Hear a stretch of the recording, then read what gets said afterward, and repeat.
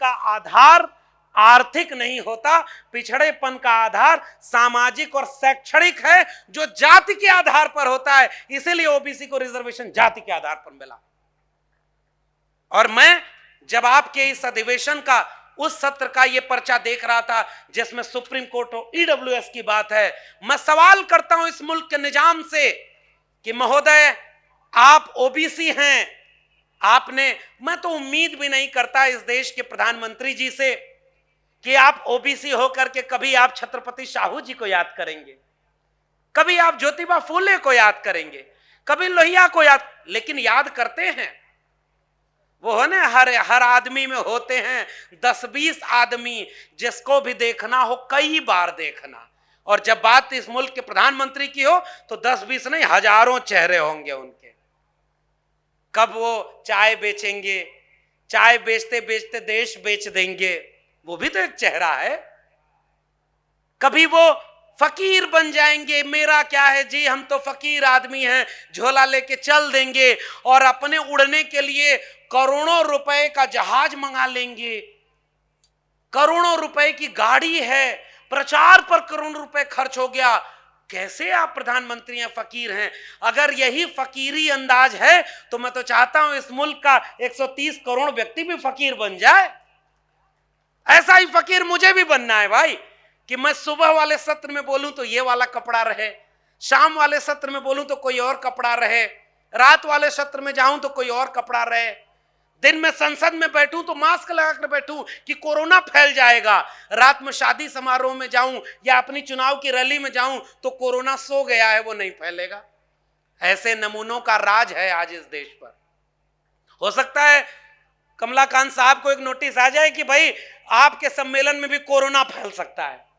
अरे कोरोना छोड़ो, जहां जहां फूले अंबेडकर शाहू पेरियार के मिशन की बात होगी वहां एक अलग किस्म का एक वायरस है जो वैचारिक वायरस है, और हम चाहते हैं कि यह वायरस पूरे देश में फैले और इस देश में क्रांति का आगाज हो। और इसलिए मैं सैल्यूट करता हूं बार बार ऐसे अधिवेशन को, ऐसे सम्मेलनों को जो आज के भारत की चिंता है।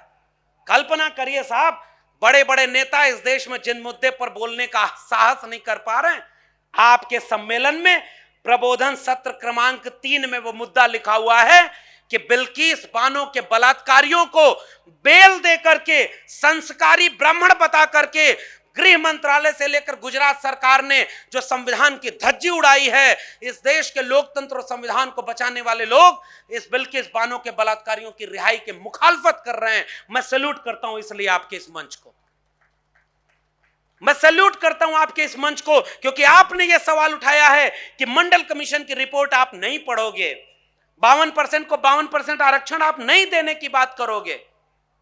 बाबा साहब ना होते तो मैं भारत का प्रधानमंत्री न बन पाता।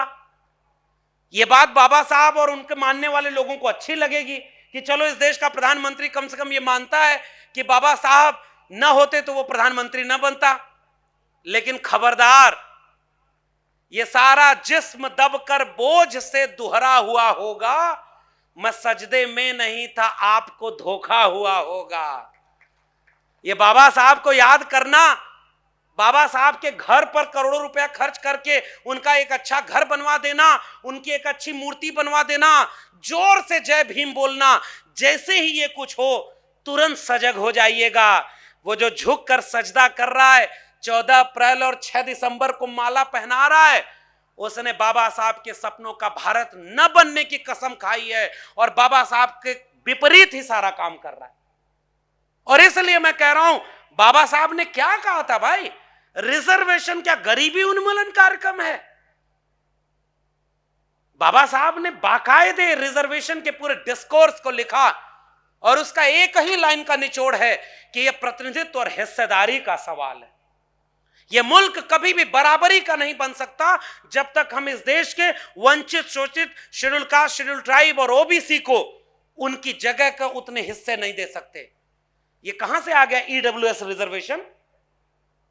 केवल अपना वोट बैंक सिक्योर करने के लिए आपको जब मौका मिला तो ओबीसी प्रधानमंत्री बन गए, और मौका जब काम करने का मिला तो मंडल कमीशन की 52% आबादी को 52% रिजर्वेशन देने की बजाय बिना आंकड़ों के, बिना जाति जनगणना के, बिना किसी सर्वे के, बिना किसी आंदोलन और मांग के अपने वोट बैंक को खुश करने के लिए बिना किसी कानूनी और वैधानिक संवैधानिक प्रक्रिया के ईडब्ल्यूएस आरक्षण रातों रात लागू कर दिया गया। इसलिए भारत का संविधान खतरे में है। ईडब्ल्यूएस आरक्षण संविधान की संकल्पना पर हमला है। कल को कह दिया जाएगा भाई क्रीमी लेयर जैसे ओबीसी में है, वैसे ही creamy layer scheduled caste, scheduled tribe में लागू होगी। और जैसे ही क्रीमी लेयर की डिबेट बढ़ेगी, वैसे ही एक दिन कहा जाएगा आज रात 8 बजे से सारा आरक्षण आर्थिक आधार पर किया जाता है, अब केवल गरीब और अमीर दो ही लोग बचेंगे। ये नीयत में खोट है। इसलिए इस मुल्क के हर एक बाशिंदे को ठहर कर सोचने का वक्त है कि हमला आपके ऊपर चौतरफा। इसीलिए मैंने कहा न्यायपालिका अब ऐसे ही उनके हाथ में चली जाएगी कि आज आप राम मंदिर के पक्ष में फैसला सुनाइए, कल चलिए सुबह राज्यसभा की सदस्यता ले लीजिए। आज आप फैसला उनके पक्ष में सुनाइए, कल को किसी ग्रीन ट्रिब्यूनल का आप इंचार्ज और चेयरमैन बन जाइए। निष्पक्षता कहां है भाई? ईवीएम, चुनाव आयोग और ये सारे लोकतंत्र टिका किन चीजों पर है? इसलिए मैंने कहा कि एक स्तंभ, एक पिलर था यूनिवर्सिटीज, एजुकेशन, वो कोलैप्स कर दिया नई शिक्षा नीति में। जुडिशरी एक पिलर है और जुडिशरी ये दिख रहा है कि चाहे ईडब्ल्यूएस रिजर्वेशन का मामला हो, क्या कह रहे हैं वो जज, रिजर्वेशन तो ईडब्ल्यूएस होना चाहिए, लेकिन ये इलीगल है, एंटी कॉन्स्टिट्यूशन है, क्योंकि ईडब्ल्यूएस में भी एससी एसटी ओबीसी होना चाहिए। कैसा है ये नियम? और उसके बाद जुडिशरी कितना निष्पक्ष बची हुई है। और मीडिया पर तो खैर कोई बात ही नहीं करनी है। मीडिया इस देश में केवल दंगा कराने के लिए चारों तरफ जहर फैला रहा है। इसलिए आपके अधिवेशन में जब सांप्रदायिकता को एक चुनौती के रूप में कबूल किया गया है, तो मैं उम्मीद करता हूं कि जब इस देश का मीडिया बिक जाए, कल तक जो छप कर बिका करते अखबार, वो बिक के छपा करते हैं, वो पहले बिक चुके हैं। कलम पर पहरा पूंजीपतियों का हो गया है, और वही पूंजीपति जो चुनाव में इतना चंदा देते हैं कि उनको ही पूरा देश बेचते बेचते दुनिया का दूसरा अमीर आदमी उनको बना दिया जाए, और बाकी देश में 80 करोड़ लोग 5 किलो अनाज और 500 रुपया पर वोट देने के लिए तैयार हैं। तो साथियों, मैं उम्मीद करता हूं कि उद्घाटन सत्र जिन मसलों और जिन मुद्दों की बुनियाद पर खड़ा है, और अगले 4 दिन जिस पर गंभीर विमर्श किया जाना है कि इस मुल्क का आईन, भारत का संविधान खतरे में है, तो कैसे खतरे में है उसका पूरा दस्तावेज, ये पूरा सत्रों का समावेश आपके सामने है।